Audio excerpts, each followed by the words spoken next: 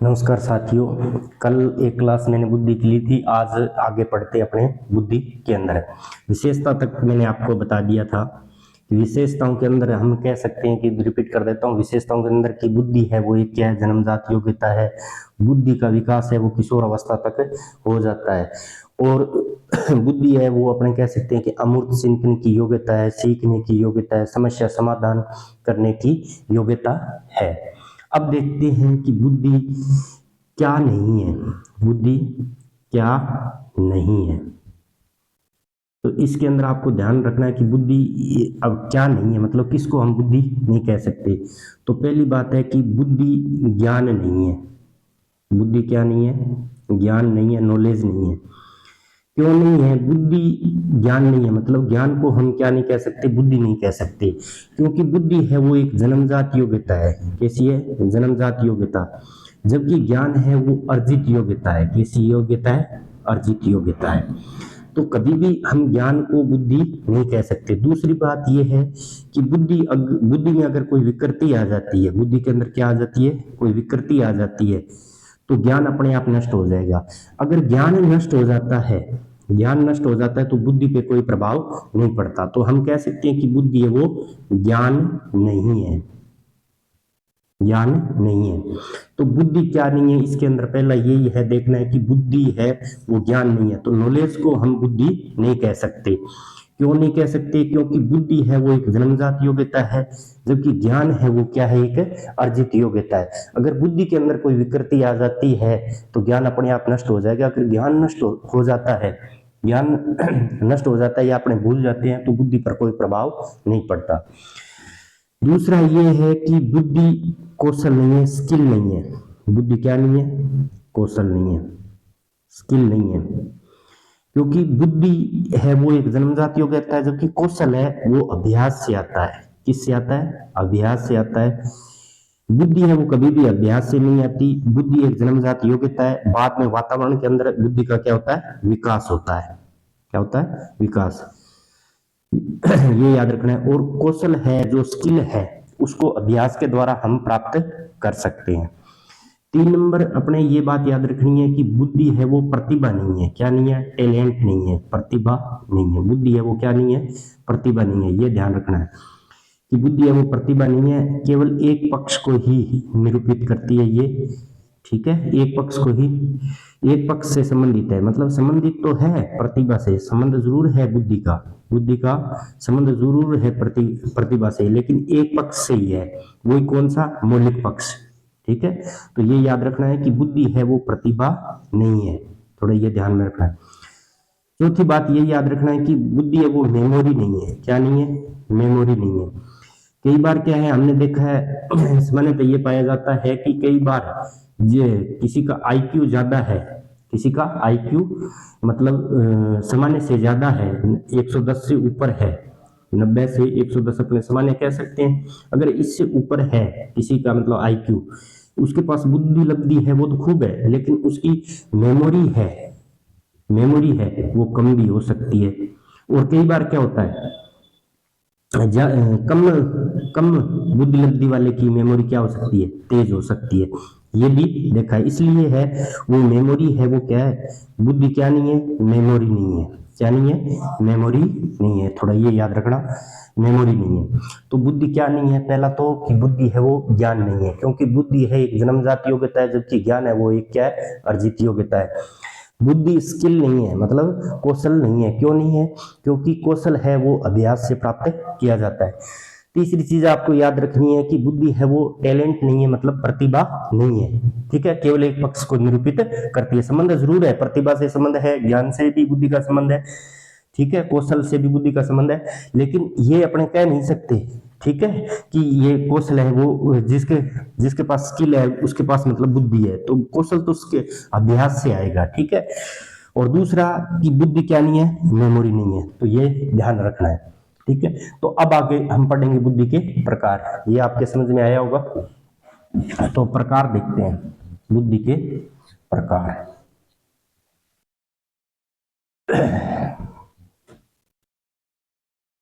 बुद्धि के प्रकार, देखो बुद्धि के प्रकार है, दो मनोवैज्ञानिकों के अनुसार देखते हैं। पहले देखते हैं थॉर्नडाइक के अनुसार बुद्धि के प्रकार, थॉर्नडाइक के अनुसार, और दूसरे मनोवैज्ञानिक के गेरेट के अनुसार देखेंगे। गेरेट तो पहले थॉर्नडाइक के अनुसार देख लेते हैं। तो थॉर्नडाइक ने यानी बुद्धि के 3 प्रकार बताए हैं। पहली बुद्धि बताई है यांत्रिक बुद्धि, यांत्रिक बुद्धि। दूसरी बताइए अमूर्त बुद्धि। कौन सी बताइए? अमूर्त बुद्धि बताइए दूसरी।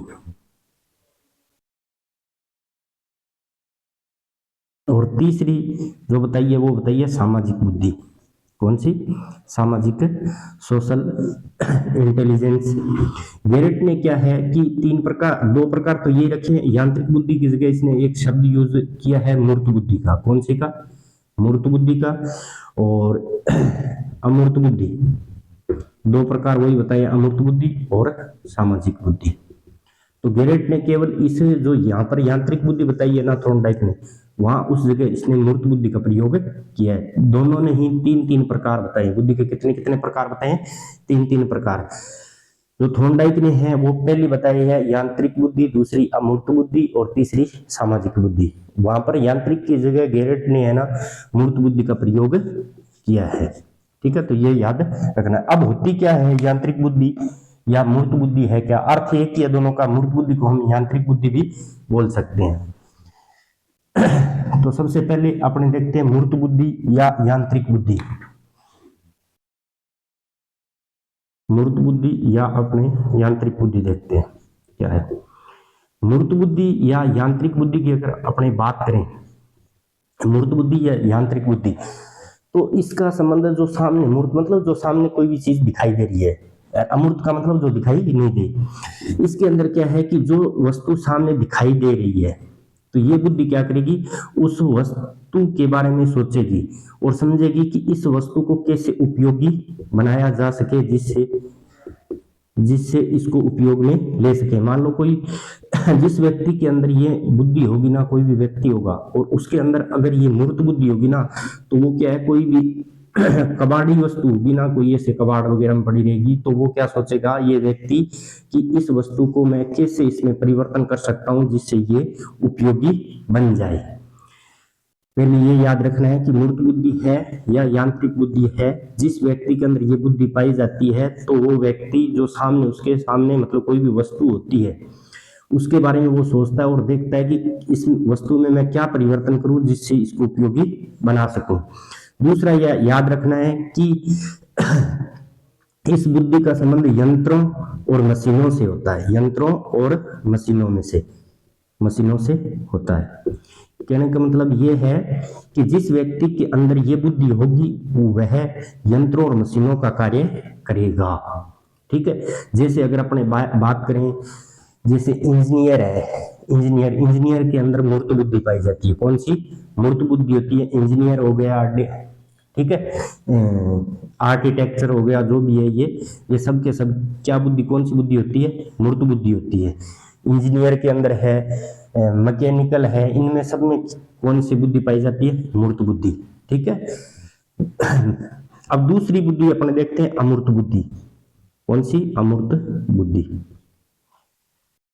अमूर्त बुद्धि, अमूर्त बुद्धि के अंदर क्या होता है कि इस बुद्धि का संबंध चिन्ह और संकेतों के माध्यम से समस्याओं को हल करने का है। इस अमूर्त बुद्धि का संबंध किससे होता है? चिन्ह व संकेतों के माध्यम से किसी समस्या का समाधान करना। पहली बात तो ये याद रखनी है कि अमूर्त मतलब जो दिखाई नहीं दे। तो इस बुद्धि का किससे अर्थ लिया जाता है कि जो चीजें को दिखाई नहीं दे रही उसके प्रति क्या करना, कोई भी चिन्ह एवं संकेतों का प्रयोग करते हुए समस्या का क्या करना? समाधान करना। दूसरा इसका संबंध पुस्तकीय ज्ञान से होता है। किससे? पुस्तकीय ज्ञान से। ऐसी कौन सी बुद्धि है जिसका संबंध पुस्तकीय ज्ञान से होता है? तो ये कौन सी होती है? अमूर्त बुद्धि होती है। ये पाई किस में जाती है? जैसे लेखक है, क्या है? लेखक है, कवि है। कौन? कवि है। तो कवि क्या करेगा, कोई कल्पना करेगा, किसी कोई कविता लिख रहा है कवि, या जो भी कहानी वगैरह लिख रहा है, तो वो क्या करेगा, कोई चीज के उसके प्रति क्या करेगा, कल्पना करेगा। क्या करेगा, कल्पना। और कल्पना कल्पना मतलब इमेजिनेशन करेगा कोई चीज, तो उसके अंदर कौन सी बुद्धि होती है, अमूर्त बुद्धि। अध्यापक हो गया, डिजाइनर हो गया, इन सब के अंदर कौन सी होती है, अमूर्त बुद्धि। दार्शनिक हो गया, इन सब में कौन सी पाई जाती है, अमूर्त बुद्धि।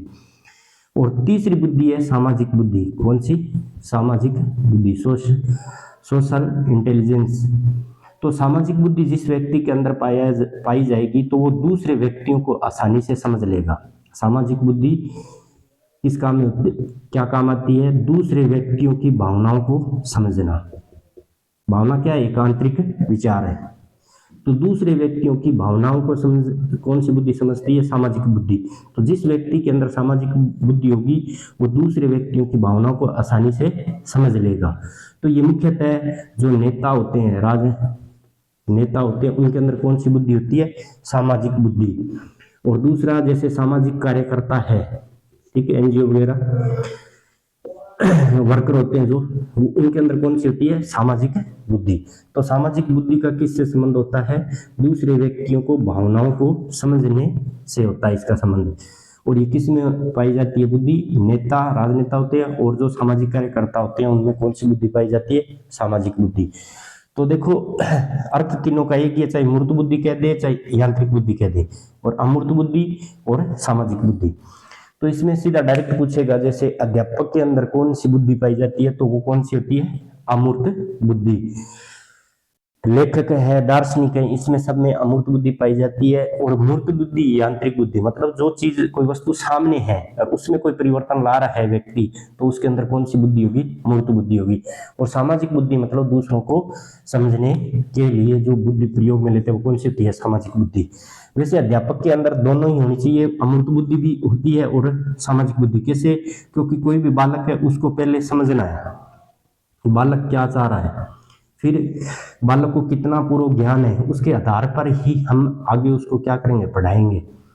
ठीक है, तो दोनों प्रकार की बुद्धि कह सकते हैं अपने, की पुस्तकीय ज्ञान भी होता है और दूसरे की भावनाओं को वो समझता है। तो सामाजिक बुद्धि मुख्यतः अगर ऐसा आ जाता है तो अध्यापक में अमूर्त बुद्धि ही करनी है आपको।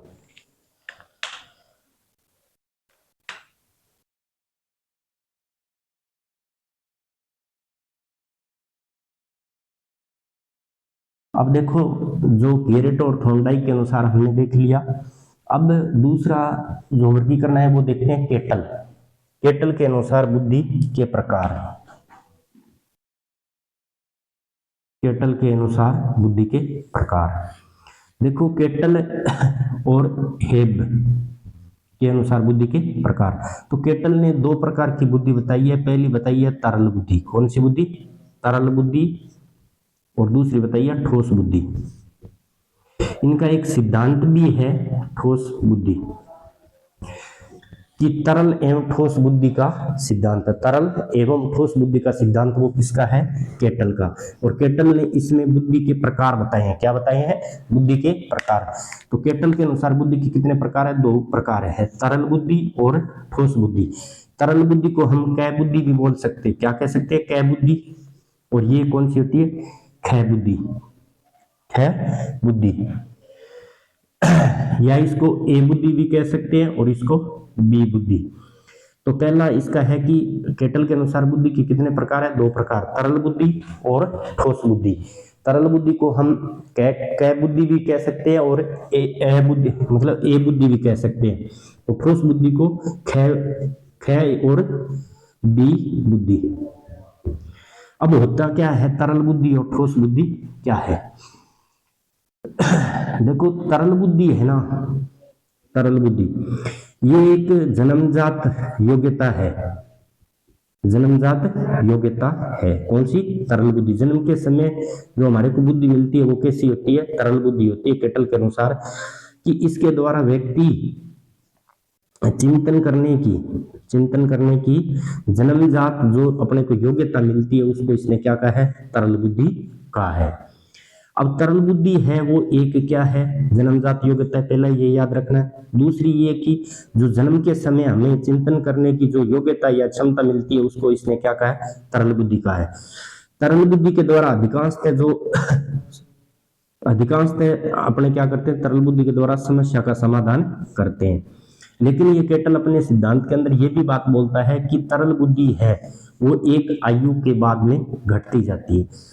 ठीक है। दूसरी है ठोस बुद्धि। ठोस बुद्धि क्या है कि जब व्यक्ति जन्म लेता है उस टाइम ठोस बुद्धि नहीं होती, लेकिन जब उसके अंदर मेच्योरिटी आ जाती है, परिपक्वता आ जाती है, क्या आ जाती है, परिपक्वता, उसके फलस्वरूप उसकी जो बुद्धि है वो एक तरीके से ठोस हो जाती है, या अपने कह सकते हैं कि अनुभवों के द्वारा, अनुभव के आधार पर जो हम ज्ञान अर्जित करते हैं वो कौन सी बुद्धि के द्वारा करते हैं, ठोस बुद्धि के द्वारा करते हैं। सिंपल सी बात है कि जो हमारे को एक्सपीरियंस होता है उस एक्सपीरियंस के आधार पर हम नवीन ज्ञान जो ग्रहण करते हैं वो किस बुद्धि के माध्यम से करते हैं, ठोस बुद्धि से। ठोस बुद्धि जन्मजात नहीं होती, लगभग जब अपने परिपक्व हो जाते हैं तो अपनी जो बुद्धि है उस ऑटोमेटिक ही उसकी योग्य कौन कैसी प्रकार की हो जाती है बुद्धि, वो ठोस बुद्धि हो जाती है। या अपने कह सकते हैं अनुभव के आधार पर जो ज्ञान अर्जित करने की जो योग्यता है वो किसके माध्यम से आती है, ठोस बुद्धि के माध्यम से आती है। ठोस। अब इसने ये बताया कि ये है जो तरल बुद्धि है ये एक समय के बाद में धीरे धीरे घटती जाती है, जबकि ठोस बुद्धि है वो एक समय के बाद में लगातार बढ़ती जाती है। तो अपने साधारण से कह सकते हैं कि जब तक हमारे को अक्ल नहीं आती तब कौन सी बुद्धि होती है, तरल बुद्धि होती है। जो हमारे लक्षण आ जाते हैं, अक्ल आ जाती है, तो बुद्धि कैसी हो जाती है, ठोस, क्योंकि वहां अनुभव के आधार पर हम क्या करते हैं, नवीन ज्ञान अर्जित करते हैं, वो कौन सी बुद्धि हो गई, ठोस बुद्धि हो गई। तो तरल बुद्धि है वो जन्मजात है, जबकि ठोस बुद्धि है वो क्या है, अर्जित कह सकते हैं, हमारे बाद में विकास होता है उस बुद्धि का, वो क्या है, परिपक्वता के बाद में हमारी जो बुद्धि है उसके अंदर ऑटोमेटिक वो बुद्धि है वो कैसी हो जाएगी, तरल से ठोस हो जाएगी। अब देखते हैं वर्णन के अनुसार बुद्धि के क्या अर्थ है। देखो वर्णन जो है, वर्णन, मनोवैज्ञानिक थे एक और वर्णन ने क्या है, बुद्धि के प्रकार नहीं बताए। वैसे बुद्धि के प्रकार भी मान सकते हो, लेकिन बुद्धि के अर्थ समझाए इसने। अर्थ के आधार पर बुद्धि के कितने प्रकार बताए, 3 प्रकार बताए हैं। कितने, 3 प्रकार। पहला बताया है जन्मजात क्षमता के रूप में, जन्मजात क्षमता के रूप में बुद्धि को बताया है। दूसरा इसने जो है वर्णन ने क्या किया, बुद्धि के अर्थ के रूप में इसके 3 प्रकार बताई।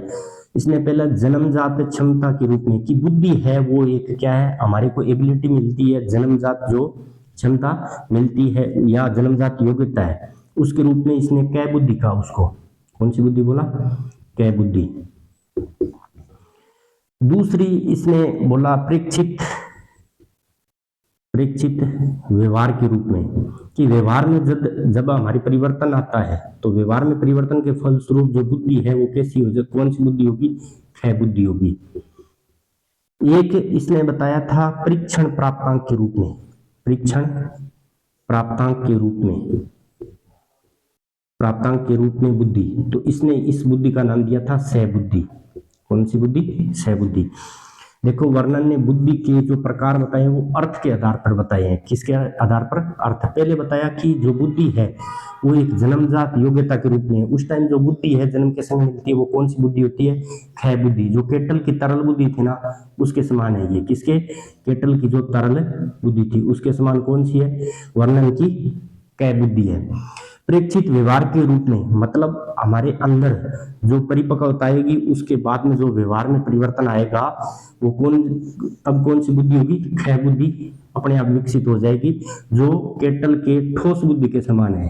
जो मैंने गुण बताया ना, ठोस बुद्धि और तरल बुद्धि, वो सेम के सेम इसके अंदर क्षय बुद्धि और कै बुद्धि के अंदर तरल बुद्धि है। अब क्षय बुद्धि क्या है, कई बार क्या होता है, वर्णन कहते हैं कि कई बार अपने सामने समस्या आ जाती है और जब हम इस समस्या का प्रत्यक्षीकरण कर रहे होते हैं, मतलब संपूर्ण अवलोकन कर लेते हैं, तब अचानक अपने को एक सूझ विकसित होती है। क्या होती है? सूझ विकसित होती है, और अंतर्दृष्टि के आधार पर उस समस्या का हम क्या कर लेते हैं? समाधान कर लेते हैं। तो उस टाइम जो बुद्धि होती है, अंतर्दृष्टि के आधार पर या सूझ के द्वारा जो हम समस्या का समाधान करते हैं, वो किसके माध्यम से करते हैं? वर्णन के अनुसार सहबुद्धि के माध्यम से। किसके अनुसार? वर्णन के अनुसार। तो ये याद रखना। तो वर्णन ने बुद्धि के जो प्रकार बताए हैं वो अर्थ के आधार पे बताए हैं। पहले बताया है जन्मजात योग्यता के रूप में, कि उसने जो जन्मजात योग्यता के रूप में मतलब कै बुद्धि बताया है? प्रेक्षित व्यवहार के रूप में। जब व्यवहार में क्या हो जाएगा? परिवर्तन हो जाएगा, तब बुद्धि कौन सी होगी? कै बुद्धि। और परीक्षण प्राप्तांक के रूप में बुद्धि मतलब सह बुद्धि। जब कई बार क्या होती है, व्यक्ति के सामने कोई समस्या आती है, और समस्या आती है और उस समस्या का वो व्यक्ति परसेप्शन मतलब प्रत्यक्षीकरण कर लेता है, उसके बाद में अचानक उसके अंदर एक अंतर्दृष्टि उत्पन्न होती है और उस व्यक्ति उस समस्या का समाधान कर लेता है। तो ये वर्णन कहता है कि वो सह बुद्धि होती है। उस टाइम जो प्रयुक्त करते हैं वो कौन सी बुद्धि के द्वारा करता है? वो सह बुद्धि के द्वारा करता है। तो हमने बुद्धि के आज प्रकार देखे। पहला देखा थोंडाई के अनुसार, फिर गेरेट के अनुसार, और फिर केटल और हेब के अनुसार, और फिर देखा वर्णन के अनुसार। तो यहाँ पर बुद्धि के प्रकार कंप्लीट हो जाते हैं, और आगे हम पढ़ेंगे बुद्धि के सिद्धांत। ठीक है, नेक्स्ट क्लास में। धन्यवाद।